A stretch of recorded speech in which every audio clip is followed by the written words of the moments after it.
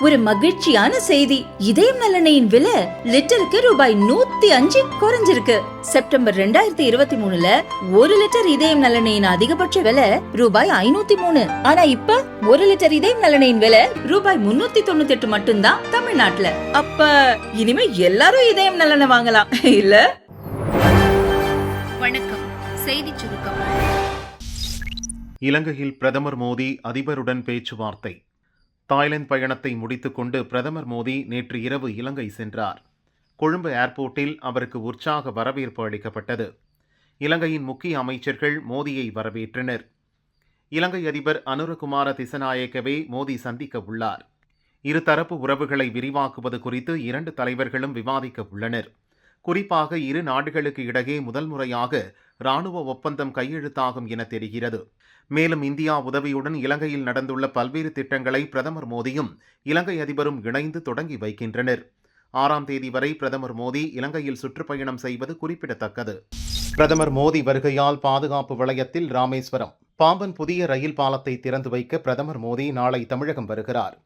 பிரதமர் வருகையை முன்னிட்டு ராமேஸ்வரம் முழுதும் பாதுகாப்பு வலயத்திற்குள் கொண்டு வரப்பட்டுள்ளது. சுமார் 3500 போலீசார் 3 அடுக்கு பாதுகாப்பு பணியில் ஈடுபடுத்தப்பட்டுள்ளனர். மண்டபம் முதல் ராமநாத சுவாமி கோயில் வரை சுமார் 20 கிலோமீட்டர் தூரத்திற்கு இரும்பு தடுப்புகள் அமைக்கப்பட்டுள்ளன. ராமநாத சுவாமி கோயிலில் தரிசன நேரமும் மாற்றப்பட்டுள்ளது. நாளை காலை 8 மணி முதல் பிற்பகல் 1 மணி வரை பக்தர்கள் புனித நீராடவும் தரிசனம் செய்யவும் அனுமதி இல்லை. பிற்பகல் 3:30 மணிக்கு மேல் வழக்கம் போல் அனுமதிக்கப்படுவார்கள் என கோயில் இணை ஆணையர் தெரிவித்துள்ளார். அரசு மருத்துவமனையை திறக்க ஊட்டி செல்லும் முதல்வர் ஸ்டாலின். 2 நாள் கள ஆய்வு பயணமாக முதல்வர் ஸ்டாலின் இன்று நீலகிரி செல்கிறார். நீலகிரி மக்களின் கோரிக்கையை ஏற்று ஊட்டி அருகே உள்ள ஃபிங்கர் போஸ்ட் பகுதியில் கட்டப்பட்டுள்ள அரசு மருத்துவக் கல்லூரி மருத்துவமனையை நாளை திறந்து வைக்கிறார். தொடர்ந்து ஊட்டி அரசு கலைக்கல்லூரி மைதானத்தில் நடக்கும் விழாவில் பங்கேற்று நலத்திட்ட உதவிகள் வழங்கி பேசுகிறார். முதல்வர் வருகையை முன்னிட்டு கோவை, நீலகிரி மாவட்டங்களில் பாதுகாப்பு பலப்படுத்தப்பட்டுள்ளது. தமிழக மீனவர்களின் விசைப்படகுகளை நடுக்கடலில் மூழ்கடிக்க இலங்கை திட்டம். 2018 முதல் 2020 வரை மீன்பிடிக்க சென்ற தமிழக மீனவர்களின் 74 விசைப்படகுகளை எல்லை தாண்டி மீன்பிடித்ததாக இலங்கை கடற்படை சிறைப்பிடித்தது. இந்த படகுகள் சேதமடைந்து இலங்கை கடற்கரையில் கிடக்கிறது. இப்போது அந்த படகுகளை யாழ்ப்பாணம் முதல் மன்னார் வரை உள்ள நடுக்கடலில் மூழ்கடிக்க இலங்கை அரசு முடிவு செய்துள்ளது. இதன் மூலம் எல்லை தாண்டி மீன்பிடிக்க வரும் தமிழக மீனவர்களின் வலைகளை மூழ்கடித்த படகுகளில் சிக்கி சேதமடைய செய்வதே அவர்களின் திட்டமாக உள்ளது. ஏற்கனவே 2019 இதேபோன்று தமிழக மீனவர் வலைகளை சேதப்படுத்த 15 சேதமடைந்த பஸ்களை காங்கேசன் துறையில் இருந்து நடுக்கடலில் போட்டது. இலங்கை அரசின் இந்த முடிவை மத்திய மாநில அரசுகள் உடனடியாக தடுத்து நிறுத்த வேண்டுமென ராமேஸ்வரம் மீனவர்கள் கோரிக்கை வைத்துள்ளனர். திருப்பணிகளை முறையாக முடிக்காமல் வெற்று தம்பட்டம் அடிக்கும் முதல்வர். இந்து முன்னணி மாநில தலைவர் காடேஸ்வரா சுப்பிரமணியம் வெளியிட்ட அறிக்கை. திமுக அரசு பொறுப்பேற்றது முதல் பல கோயில்களில் திருப்பணிகள் முறையாக நடக்கவில்லை என புகார் எழுந்துள்ளது. அரைகுறை பணிகளால் கும்பாபிஷேகம் முடிந்தும் பல கோயில்கள் பழுதான நிலையிலேயே உள்ளது. பழனி முருகன் கோயில், சமயபுரம் மாரியம்மன் கோயில்களிலும் இப்பிரச்சினை ஏற்பட்டது. பக்தர்கள் அள்ளிக் கொடுக்கும் நன்கொடைகளை நிர்வாக அலுவலர்கள், அறங்காவலர்கள் முறையாக செலவிடாமல் முறையீடு செய்கின்றனர். தென்காசி விஸ்வநாதர் கோயிலில் கும்பாபிஷேக செலவு திட்டம் 1.67 கோடி ரூபாய் என அறிவித்துள்ளனர். செலவினங்கள் இஷ்டம் போல் காட்டப்பட்டுள்ளது. திருச்செந்தூர் கோயிலில் நடக்கும் பணியில் அலட்சியத்தை சுட்டிக்காட்டியவரை போலீசார் கைது செய்து சிறையில் அடைத்தனர். அங்கு கட்டப்பட்டு வரும் மண்டபம் அதன் தடுப்புச் சாரம் அகற்றியவுடன் விழுந்துவிட்டது. அதற்கு பின் அரசு தரப்பில் அமைதி மட்டுமே காணப்படுகிறது. தமிழக முதல்வர் இத்தனை ஆயிரம் கோயிலில் கும்பாபிஷேகம் நடந்ததென்று வெற்று தம்பட்டம் அடித்து பெருமை பேசுவதை விடுத்து கோயில்களில் உரிய காலத்தில் முறையான திருப்பணிகள் நடக்க நடவடிக்கை எடுக்க வேண்டும் என்றும் காடேஸ்வரா சுப்பிரமணியம் வலியுறுத்தியுள்ளார்.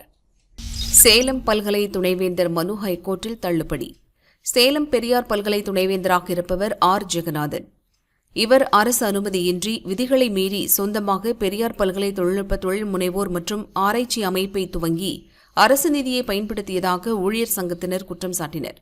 இதுபற்றி கேள்வி எழுப்பிய போது ஜாதி பெயரை குறிப்பிட்டு பேசியதாக துணைவேந்தருக்கு எதிராக புகார் எழுந்தது. புகார் அடிப்படையில் சேலம் கருப்பூர் போலீசில் ஜெகநாதன் உள்ளிட்டோர் மீது மோசடி, வன்கொடுமை தடுப்புச் சட்டத்தின் கீழ் வழக்கு பதியப்பட்டது. இந்த வழக்கை ரத்து செய்ய கோரி ஹைகோர்ட்டில் ஜெகநாதன், பதிவாளர் தங்கவேல் உள்ளிட்டோர் மனு தாக்கல் செய்தனர். அதை நீதிபதி ஜி. கே. இளந்திரையன் விசாரித்தார். வழக்கை ரத்து செய்ய போலீஸ் தரப்பில் எதிர்ப்பு தெரிவிக்கப்பட்டது. மனுதாரர் தரப்பில் எந்த முறைகேடும் நடக்கவில்லை என்று வாதிடப்பட்டது. இருதரப்பு வாதங்களை கேட்ட நீதிபதி துணைவேந்தர் ஜெகநாதன் பதிவாளர் தங்கவேல் மீதான வழக்கை ரத்து செய்ய மறுத்து மனுக்களை தள்ளுபடி செய்து உத்தரவிட்டார். நேபாளத்தை தாக்கிய நிலநடுக்கம், டெல்லி உத்தரப்பிரதேசம் குலுங்கியதால் அதிர்ச்சி, இந்தியாவை சூழ்ந்த பூகம்ப பீதி.